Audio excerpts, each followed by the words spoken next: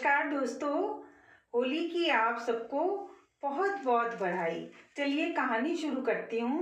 मेरी कहानी का शीर्षक है अभिमान अच्छा नहीं।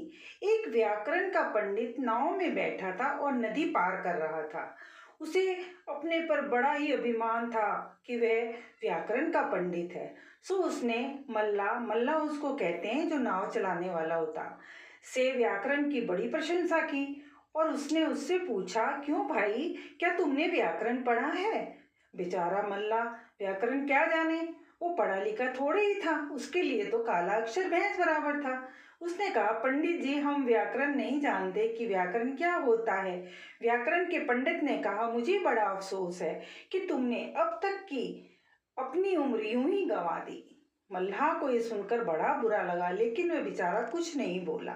संयोग की बात है, उसी समय नदी में बड़े जोर का तूफान आया और नाव जो थी वो ऊपर नीचे डोलने लगी। मल्लाह ने पंडित जी से पूछा, पंडित जी महाराज, यह तो बताइए, आपको तैरना आता है या नहीं?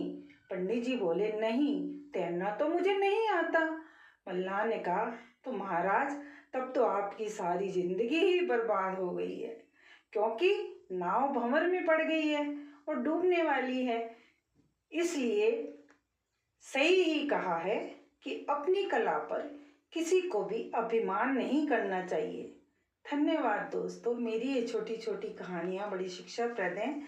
अगर आप को पसंद है तो आप इसको लाइक करें, शेयर करें और कमेंट्स बॉक्स में अपने सुझाव अवश्य लिखें और सब्सक्राइब भी करें। धन्यवाद।